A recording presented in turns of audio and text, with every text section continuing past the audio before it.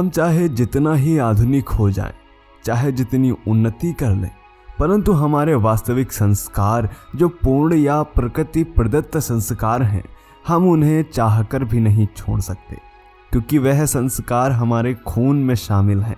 हम दुनिया के किसी भी धर्म का पालन करते हों, परंतु हमारे ज़्यादातर संस्कार सनातन ही रहते हैं। जिस प्रकार एक पक्षी या हवाई जहाज चाहे जितनी ऊंचाई तक उड़ ले, उसे लौटकर वापस जमीन पर ही आना पड़ता है और जमीन पर ही वह आराम करके थकान मिटा सकता है। ठीक उसी प्रकार दुनिया के जितने भी धर्म हैं, सनातन धर्म को छोड़कर सभी धर्म किसी न किसी मनुष्य द्वारा बनाए गए हैं, या यूं कहें कि वह सनातन धर्म से ही निकले हैं। भले ही बहुत से लोग विभिन्न धर्मों में परिवर्तित हो गए हैं, लेकिन आप स्वयं अनुभव करते होंगे कि वास्तविक शांति तो सनातन धर्म में ही है। यह बात तो वैज्ञानिक भी सिद्ध कर चुके हैं कि सनातन मात्र धर्म नहीं बल्कि एक प्राचीन विज्ञान है। स्वामी विवेकानंद जी ने सभी धर्मों का अध्ययन करने के पश्चात कहा था कि हिंदू सनातन धर्म से बड़ा कोई धर्म नहीं है। मित्रों, पूरी दुनिया के वैज्ञानिक यदि किसी धर्म के ग्रंथों पर आज भी रिसर्च कर रहे हैं तो वह केवल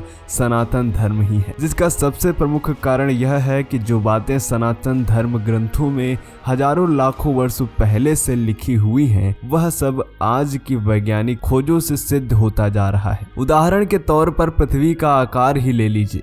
लाखों वर्ष पूर्व से ही पृथ्वी को हमारे वेदों में गोलाकार लिखा हुआ है। नया धर्म बनाने वाले मनुष्यों ने कुछ नया नहीं बनाया, बल्कि सनातन धर्म में लिखित बातों को उल्टा आचरण करना ही धर्म माना। सनातन धर्म में हजारों लाखों वर्षों पहले 9 ग्रहों की पूजा की जाती थी और विज्ञान ने इसे आज सिद्ध करा है। यही नहीं, दूसरे धर्म की पुस्तकों में लिखी कोई भी बात आज तक साबित ही नहीं हुई और न ही कोई वैज्ञानिक दूसरे धर्मों की किताबों में कोई विज्ञान ढूंढ पाया। मित्रों, सच कहूं तो आधुनिक विज्ञान भी अभी हिंदू धर्म ग्रंथों में वर्णित विज्ञान से बहुत पीछे है। इसीलिए दुनिया के बहुत से लोग यह अच्छी तरह समझ पाए हैं कि वह वापस अपने सनातन धर्म को अपना रहे हैं।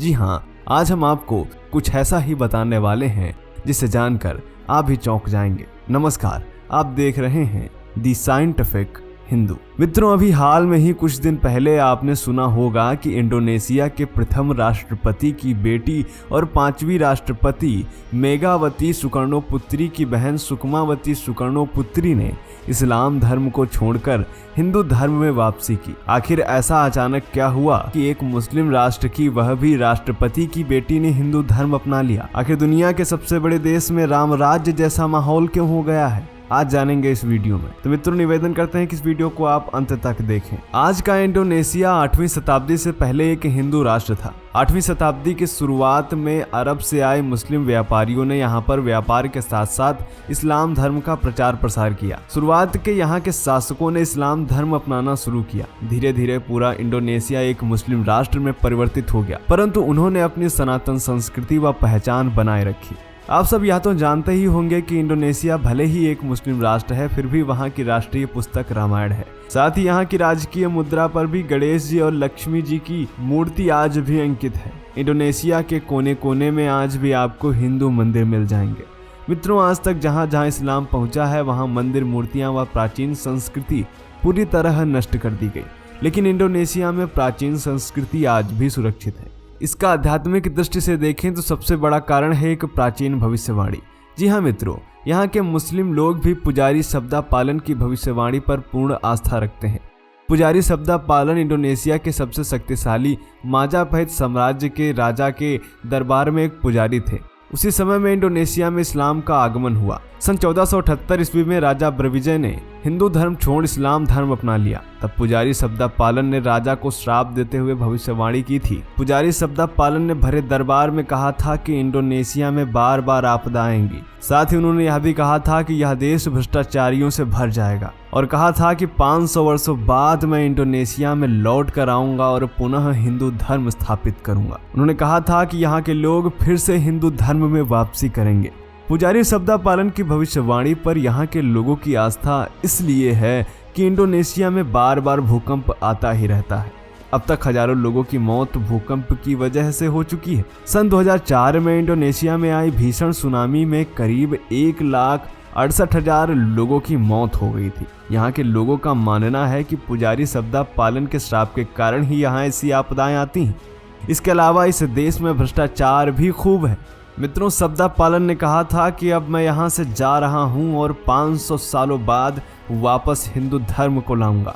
उन्होंने राजा के सामने भविष्यवाणी करते हुए कहा कि महाराज, अगर आप इस्लाम अपनाते हैं तो आपके वंश का नाश हो जाएगा और जावा में रहने वाले लोग धरती छोड़ने पर मजबूर हो जाएंगे। सन 1978 में इंडोनेशिया में फिर से मंदिरों का बनना शुरू हुआ और देश में जीर्ण हो चुके मंदिरों का जीर्णोद्धार का काम शुरू हुआ। जावा में रहने वाले हजारों मुस्लिमों ने हिंदू धर्म को फिर से अपनाना शुरू कर दिया। 70 साल की हो चुकी इंडोनेशिया के संस्थापक व राष्ट्रपति की पुत्री सुकमावती ने हिंदू धर्म में वापसी की है। वैदिक पूजा पाठ के बीच उनके साथ लगभग 30,000 मुस्लिमों ने उस समय हिंदू धर्म में वापसी की थी। अब सुनने में आ रहा है कि 20,000 और मुस्लिमों ने हिंदू धर्म में वापसी की है। इंडोनेशिया में एक बार फिर हिंदू धर्म का प्रभाव बढ़ता जा रहा है। अब यह पुजारी सब्दा पालन की भविष्यवाणी सच हो रही है या कुछ और। परंतु एक बात महत्वपूर्ण है कि जब स्वयं राष्ट्रपति की बेटी ने हिंदू धर्म को अपना लिया है तो हम ये कह सकते हैं कि इंडोनेशिया में राम राज्य आना तय है। इस तरह इंडोनेशिया एक बार फिर से हिंदू राष्ट्र बनने की ओर अग्रसर हो रहा है। तो मित्रों, लगभग 15 से 20 दिनों में ही इंडोनेशिया में 50,000 से ज्यादा मुस्लिम हिंदू धर्म को अपना चुके हैं। इस वीडियो के विषय में आपकी क्या राय है और इस खबर पर आपका क्या सोचना है, अभी कमेंट करें।